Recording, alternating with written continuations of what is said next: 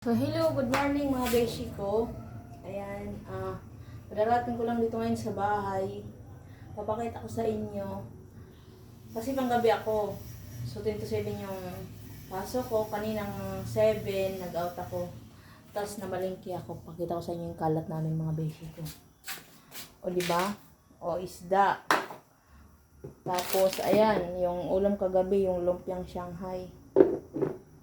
Ayan, bumili ako ng rambutan kasi 40 pesos lang yung kilo niya. Ang lalaki. Tapos, malaman. Tapos, pagkain ni Miming ko. Tapos, pagkain ko bukas, mga beshi ko. Ito, gabi tsaka kamuti. Yan yung kakainin ko bukas kasi hindi ako uwi. So, papakita ko sa inyo. Maglilinis ako ng bahay. Tapos, tingnan niyo naman mga beshi ko. Yung aking nilabhan. Ayan, oh. Basa pa yun siya. So, maglilinis ako ngayon.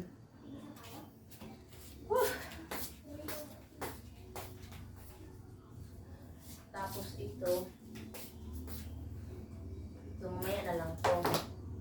Kasi ang gagawin ko muna ngayon, mag-ano muna ako, maglilinis. So, ayan mga beshi ko. Ay, naku, ang hirap maging nanay. Napikwit ako ngayon ng isda habang nagtitinola, tapos magwawalis ng bahay.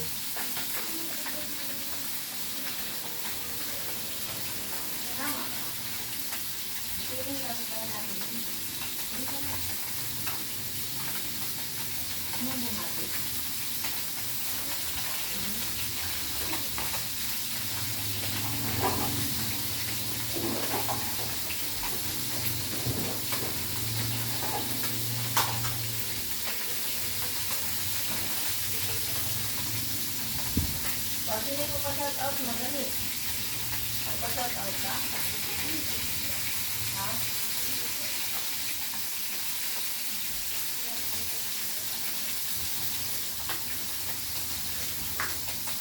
Parang tao din ang bahay, ah.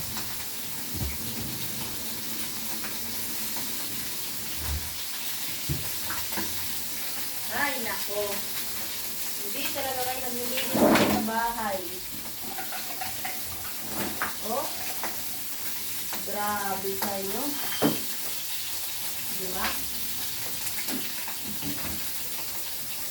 Tingnan nyo naman mga basic ko yung dun sa bahay namin.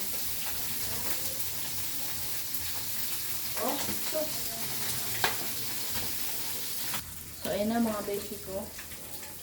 Tingnan mo. Ay, nako. Diba? Wala maglilinis dito sa bahay. Yung anak kong panganay lagi tulog. Ayan, pinagkod ko na yung mga ila-ilalim niyan. So, ganito, pagkatas ko maglinis ng bahay, sa diop ko yung yung itaas. Kasi sa ngayon, hindi pa mapupulido ko kasi di ko pa diop na pulis pang diop ko. So, dito matutulog na kasi ako. So, kakain muna ako. Pagkatas ko nito maglinis.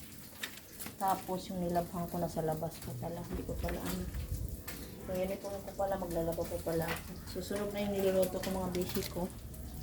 So, babay mo. So, ayun na mga beshi ko. Luto na yung aking niluto. Kakain na naman kami. Ganito lang mga fish yung araw-araw. Minsan natatamad na nga lang ako mag-vlog. Tapos,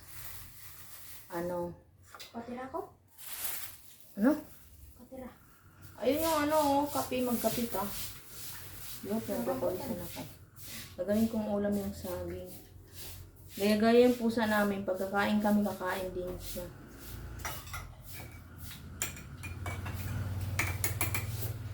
So, ganito lang kami mga busy dito sa bahay. Kami lang naman dito lagi eh. Diba? Tulog sa araw. Gising sa gabi. Diba? Si Magda. Tapos mga beshi ko, kwento ko lang sa inyo, no? Sa mga nanay dyan na walang trabaho, na malapit sa bahay, na malapit sa school ang bahay nila. Kung gusto nyong kumita habang nasa bahay lang kayo,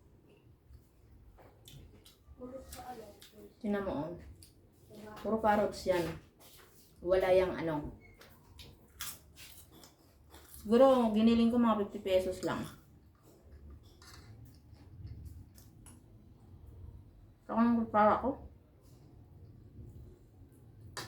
Siyempre, hindi mawawala yung ano, kape. Pampatibay ng relasyon.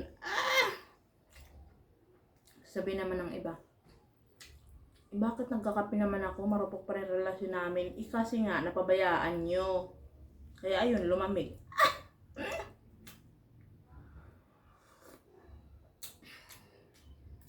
Tapos, ito na nga mga bisi ko. Oh, yung mga nanonood dyan, utang na loob. Sa mga nanay, tatay. Kung ano yung pinapanood ng anak niyo, bantayan niyo. Kasi may nanonood sa akin, 13 years old. Yun, di ba? Tapos, change topic na tayo. Halo-halo na tong topic na to. Uy, ano, content naman kayo kung ano yung i-content ko. Comment nyo sa ibaba. Huwag lang ligo challenge. Kay alam nyo na yung lolo nyo mahigpit. Nag-email sa akin. Hindi pa nga ako natatapos sa isa kong appeal. Kailangan ko pa umapila sa isang channel ko. Ngayon na naman, nadagdagan na naman. No? Tapos, ang magandang mga beshi ko, kasi kung magsusuman kayo, mahal din yung gata, asukal, malagkit, di ba? Mahal din. Tapos magkakanin na lang kayo na kumari, mahal din yung tawag dito, maglugawan na lang kayo. Di ba? Magkano lang malagkit, 1/4. Mag-aros kaldo kayo sa tabing bahay nyo. Di ba? Yun yung mga pinaka-main topic. Yun yung pinakamagandang pagbibusiness. Ako, sa totoo lang, hindi man ako tapos sa pag-aaral ko hindi alam sa iba na hindi talaga ako tapos sa pag-aaral ko. Utak lang talaga yung ginamit ko, mga beshi ko. 14 college lang ako, charot. Pero proud ako, no? Na kahit di ako nag-college, ayan, kahit pa paano nakapagpundar naman ako ng 2 bahay. Pero isa na lang ngayon kasi napasalo ko na yung isa kong bahay sa Naik, sa Pasinaya Homes, Phase 1. Napasalo ko niyon. Kasi hindi ko na kayang bayaran, mga beshi ko. Alam niyo kung bakit? Ngayon pa nga lang nag-struggle na ako sa bayaran ko dito sa bahay. Kasi hinahabol ako ngayon ni tax. Tax sa lupa. Kailangan ko ng 60 to 70,000 sa nakukuha ng mga langga. Yun yung pinoproblema ko ngayon. Kasi magbabayad ako sa abogado, sa tax, BIR, yata. Basta sa nakalimutan ko, wala dito sa akin yung papel na sa taas. Tapos, babalik pa ako ngayon sa National Home. So, ayun.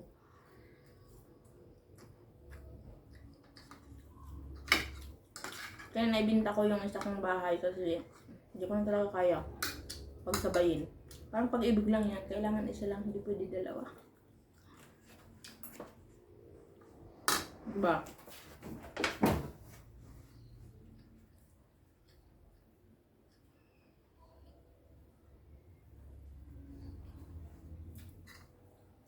Dapat talaga hindi ako nagsasalita pag kumakain kasi dadami yung kakainin ko. Dadami sila.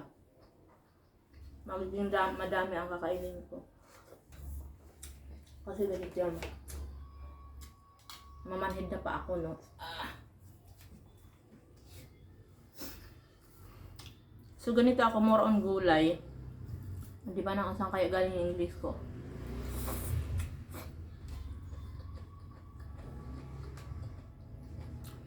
Lipstick ko kahapon pa. Tapos laway.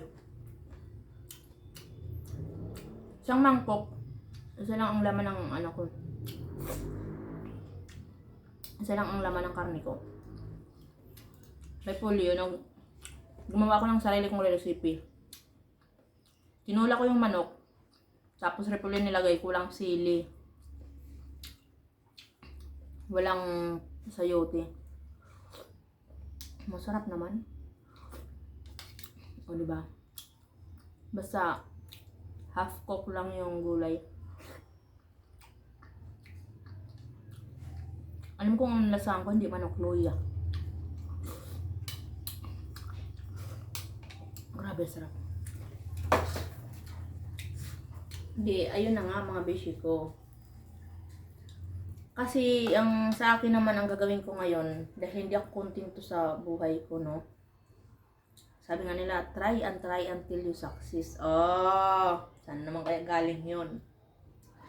Kasi, sipin mo, 13 days pinasok ko. Sahod ko 5,500. 13 days. So, gagastusin ko lang siya ng 4 or 5 araw. 5 araw, hirap na ako mag-budget niyan. Nasa 500 na lang isang araw ko niya. Kasi mahirap pagkasya yung 500 sa isang araw.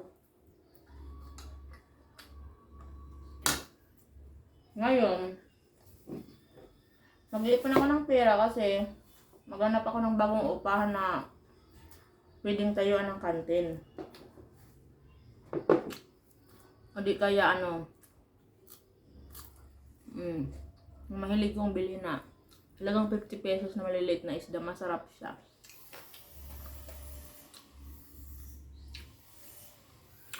Yun na lang mag-tutorial na lang ako mga beshi ko, gano'n na lang yung vlog ko. Kasi yung sahod ko hindi pa binibigay. Dahil, di ba nawala ang cellphone ko, na-detect na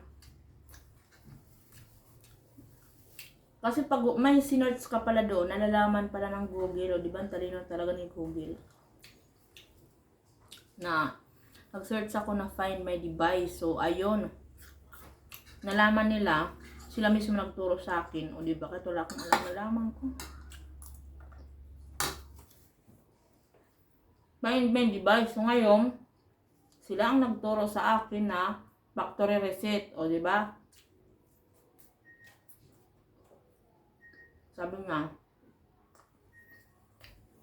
ingatan ko daw yung pera ko. May pera ko doon, kunti lang. Pero ang pinuntirya talaga, kumuha sa cellphone ko, ay GCash. Ngayon, nagsisend sa akin ng verification yung GCash. Diyos ko, magkano lang naman ang laman? 40 pesos.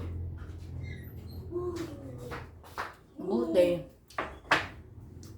Yung bank account ko, hindi ko nilipat doon sa GCash. Kasi alam ko na yung mangyayari. Parang napo-future ko yung buhay ko.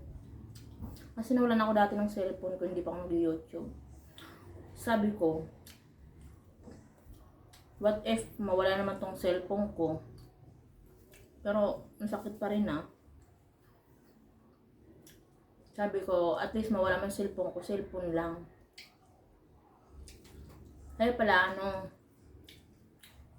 di talaga ako naglalagay ng pera sa GCash ko. Naglalagay ako mga 100, 200 yan. Yung bank account ko, hindi ko nilink doon sa aking GCash. So, ayun, wala siyang nakuha sa akin.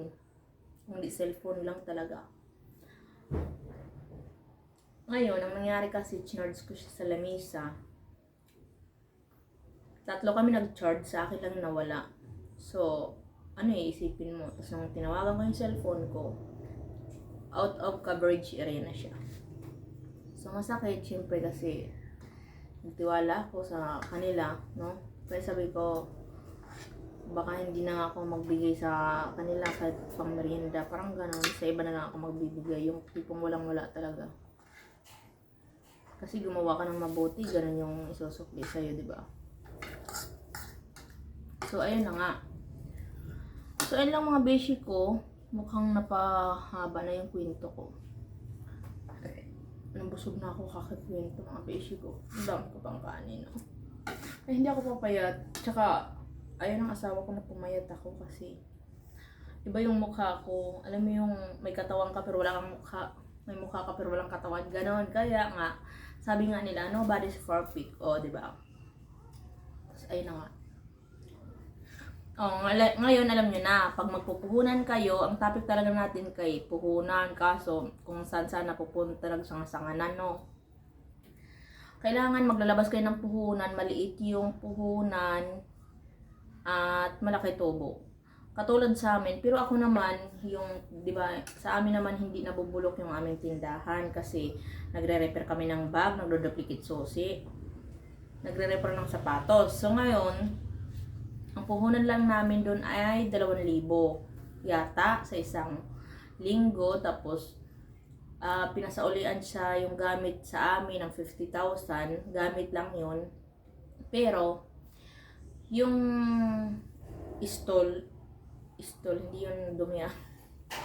Basta yung nag-uupa kami ng 8,000 na ata ngayon. Nagtaas na kasi sila. So, yearly nagtataas. So, yun yung pinaproblema ko ngayon yung upa. Upa doon, tas dito nagre-renton kami. So, ganun lang ganun lang umikot yung buhay namin mga beshi ko. Utang, bayad, utang, ganun. So, ngayon, tiyaga-tiyaga lang muna ako kasi sabi ko pag nakaipon ako, baka mag-barbecuehan na lang ako ganun sa gilid-gilid. At least walang upa, diba? Kaso, syempre, kailangan din ng barangay permit. So, ayun na. So, hinahabol na ako ng langaw kasi kahapon pa ako din naliligo. Tsaka hindi wala kasing screen yung bahay namin. Ayan, open siya sa lahat.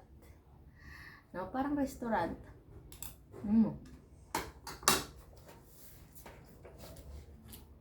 So, ayun na nga.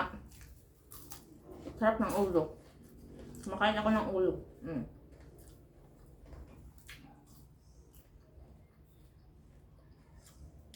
Sa totoo lang,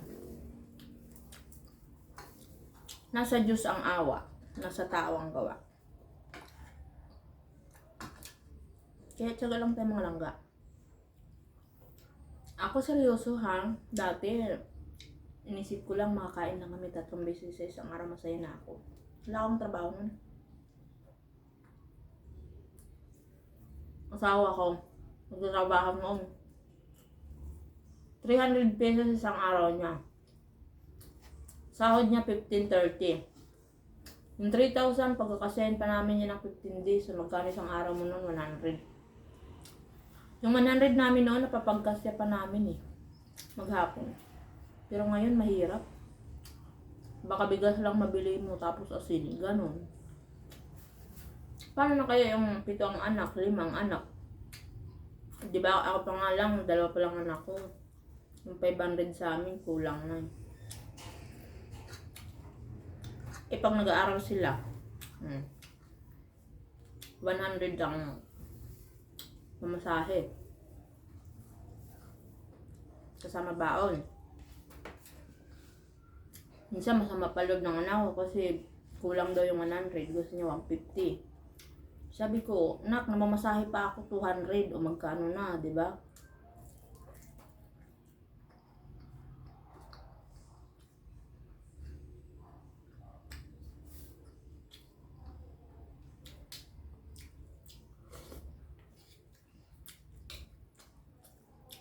So ngayon,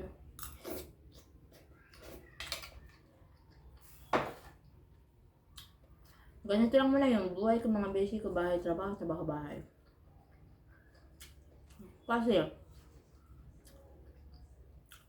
gusto magparisan. Kaso, hello, magkano rin yung walang problema sa pagluluto dahil lahat napamamaraan ng Filipino food, alam ko. Tapos, spaghetti, Italian spaghetti, yun lang din ang alam ko. Yun lang sa lahat ng luto. Italian spaghetti ang alam ko. Yun, tapos Filipino food, yun lang. Wala lang problema sa pagluluto. Ang problema ko, yung kariton.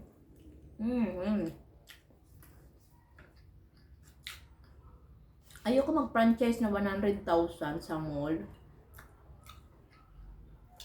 Kasi yung 100,000 ko, baka pag inegosyo ko yun, wala pang 30,000, di ba?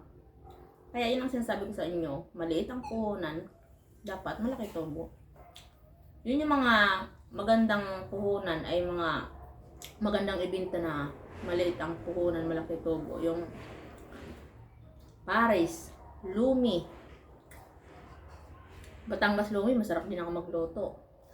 Aras caldo, lugaw, yun. Tapos yung gulaman, pancake, yun yung mga magandang ibenta na maliliit yung puhunan pero malaki yung tubo niya. So tapusin ko na mga video ko, mga basic ko kasi abutin ako ng samsam, di pa ako nakatutulog.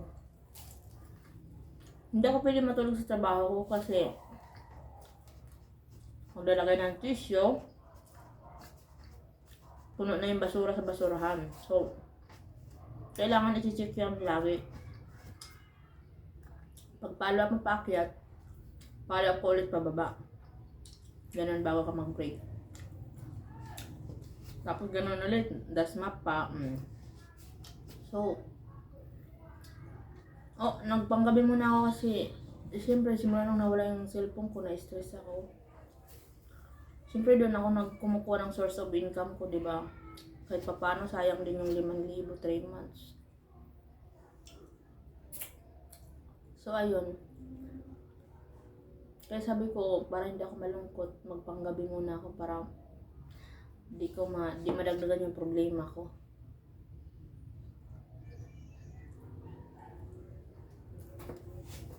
Madilim na naman. Mukhang uulan na naman. So magbababay na ako mga basic ko kasi uulan na naman, madilim na ako. Busog na ako, kakikwento. Ayan, salamat sa panonood. Ayan, sana may natutunan kayo kahit itong video lang. Kasi yung ibang video ko po, feeling ko wala talaga makukuha ang aral doon. So ngayon, magsiseryoso na ako. Kung ano yung nalalaman kong business, kung ano yung natutunan ko sa buhay, share ko na lang sa inyo. Kasi alam niyo kung bakit, ang mga basic ko. Yung mga taong, kahit ganito lang ako, may nakikinig din naman sa advice ko, no? Nagpapasalamat din ako kasi nakinig sila sa akin.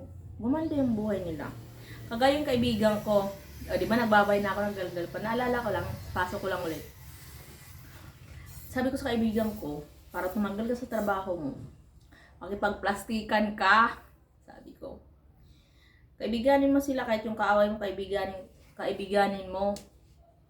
Pero ako, ayoko eh. Yung magtuturo ako sa iba pero sa sarili ko di ko ma-apply.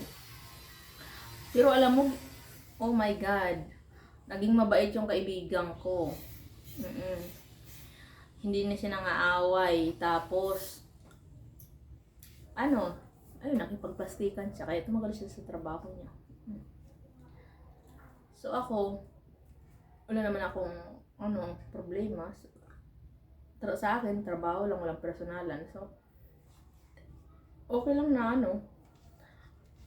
i-chismis nila ako. At least, gumaganda pa rin ako. Sa akin kasi, wala akong pake kung i-chismis ako. Importante. Nagtatrabaho ko ng maayos, di ba? Kaya, wala silang masabi. Pero minsan, may time din talaga na tinatamad ako. Pag di ko ginawa ngayon, mamaya, bukas babalikan ko. Ganun ako. Kaya, ayun, walang complain. So, ayan. Thank you for watching sa mga private company dyan. Hello sa inyong lahat. Ayan, sa lahat ng agency. Ayan. Sa mga nagpapasahod ng tama. Ayan, thank you so much ha. Lalo na sa agency namin. Ayan, dahil walang delay. Yung sahod namin walang delay, advance. Ayan. May dagdag pa, may incentive. May 13 month. May 14 month, may 15 month, may 18 month. O yung 18 month, ko yun, home credit ko yun. 18 month, loan ko yun sa home credit. So yun na yun. Ayan, salamat mga beshi dahil sa inyo. Naging tumibay yung loob ko. Ayan, nakakahinga ako minsan kapag nag-vlog ako. So ayan, bye bye. Thank you for watching. God bless. I love you all.